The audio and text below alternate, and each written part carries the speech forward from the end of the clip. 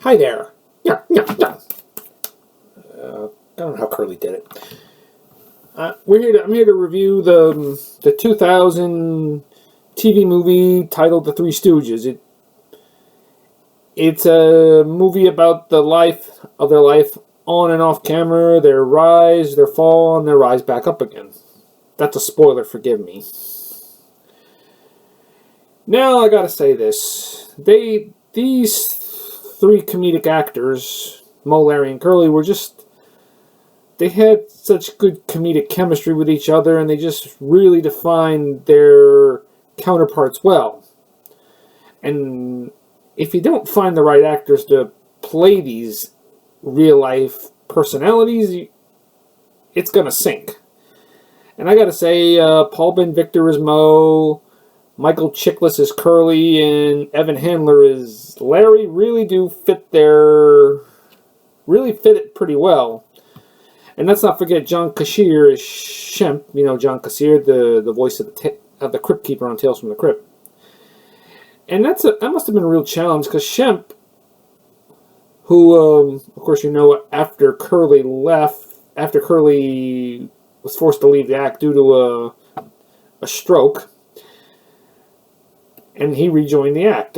Now, Shemp is not an easy stooge to imitate. I mean, unlike the other Stooges, Mo and Larry, and Curly, they're pretty easy to imitate, but not Shemp. He could be the most uneasy person to imitate. And John Kassir really pulls it off well, I must say. He must have watched enough videos just to get Shemp's mannerisms down pretty well, and he does. Evan Handler is Larry Fine, I mean. Oh, yeah, I mean, you see him you know what Evan Handler really looks like, but when you see him with that hair and all that stuff, it's like, I look at it now and I'm saying, I wasn't seeing an actor, I was seeing Larry Fine. Michael Chiklis is Curly.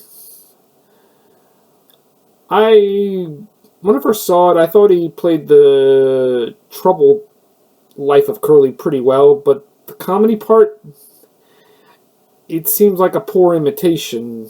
But I look at it again, and I guess he didn't do so bad. Now, Curly's easy to imitate. I mean, it's, and all his funny sayings, and he just did a lot of crazy stuff, but he did it out of his own, and he was funny. He had this comedic timing on everything, and trying to actually replicate that's not going to be easy. Imitate, yes, but replicate it to a certain degree is not going to be easy. But I gotta say, Michael Chiklis pulls it off very well. Now, Paul Ben Victor is Mo.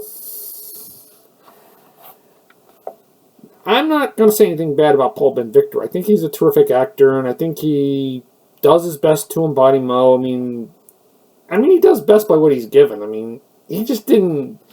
The kind of guy Mo was in real life, it just, from what I hear, just wasn't portrayed in a sense the way of who Mo was, what we saw on camera. I mean, Mo was... Okay, we'll get to that in a moment. But I gotta say, Paul Ben Victor does best with what he's given. But the movie, at the beginning, it says it's a dramatization, so it's not exactly a true story. So some of the stuff, it's just letting you know some of the stuff you're going to see is not exactly how it happened. That's how it is with some... They gotta have creative license to make the story more interesting. Sometimes it works, sometimes it doesn't. But on some levels it works here, and on other levels it doesn't. But I'm gonna point out some inconsistencies because I read a little bit of Mo's book, and anybody who knew the Stooges perfectly will know you're probably gonna, whoever watches this movie probably gonna say, "Wait, that's not how it happened. No, it didn't go that way. No, it did." See, you get what I'm saying. Okay, let's get with the stuff they got factually right. Mo and Shemp started out with Ted Healy. True, they were an act together in the 1920s. Mo and Shemp were Ted Healy's gentlemen. They met Larry Fine was a accomplished violinist. Yes, that was very true, because he burned his arm with acid, although that's not talked about in the movie. And the movie says he was in an act with his wife before becoming a stooge, Mabel.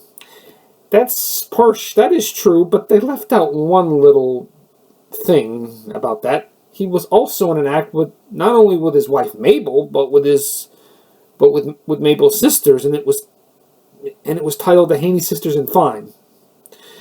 They met him backstage and asked him to come along as one of them. True, that did happen.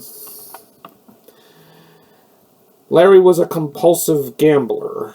Yes, although it's kind of touched upon a few moments in the film. It doesn't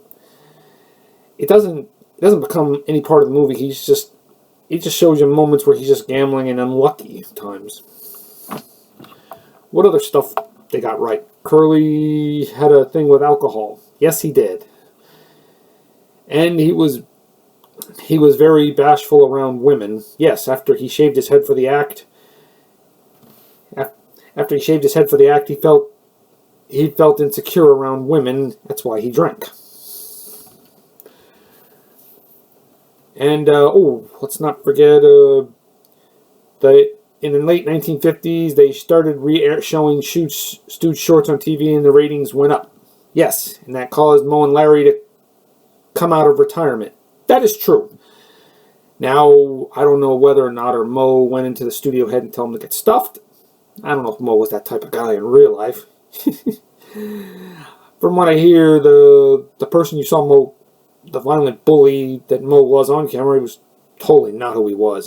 He was the total opposite of what his on-screen character was. But okay, let's get to the stuff that's not true.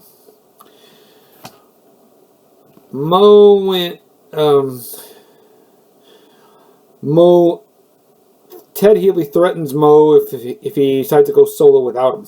No, that did not happen. They did not get from what I read, they did not get an offer without Ted Healy. The real reason here's more to that story. The real reason Moe, Larry, and Shemp left Ted Healy because he was getting a larger dose of money, and they didn't feel they were getting paid a fair amount. So that's why they left to branch out on their own. And they seemed to be doing well for a while, but Ted Healy didn't think his career was the same without them, so he begged them to come back. And they agreed. So that's the real story. Shemp leaves the act because he's scared and paranoid. No, that's not the reason why he left the act. As it was displayed in the movie that Shemp was scared and paranoid of what Ted Healy does. No. He has two reasons why he left the act. His one reason was he couldn't stand Ted Healy. Another reason was he was offered a role in a movie as a single, and he thought the timing was just right to take it. And from what I hear, Moe was very supportive of his brother. Now, I understand this movie. I hear this movie was on a very rushed. Was quite a rushed production, and it kind of shows. I mean, they obviously didn't have much of the money to film a miniseries. They just had to cram 90 minutes, 2 hours with commercials, in. So that's why they probably had to improvise a few things. Okay, another thing. In the movie, Moe and Larry forced Curly to shave his head for the act. No, that was totally not true.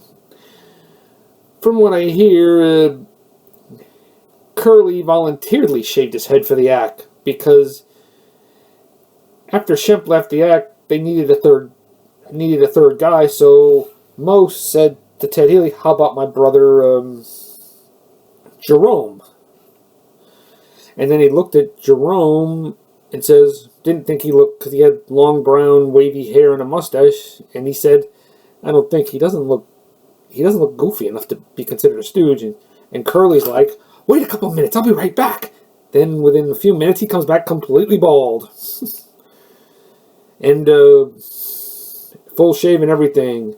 And Ted Healy's like, you're in. From what I heard, I don't know if this is true, Curly said, "Ain't I girly?" And Mo thought he said Curly, so I guess that became his name.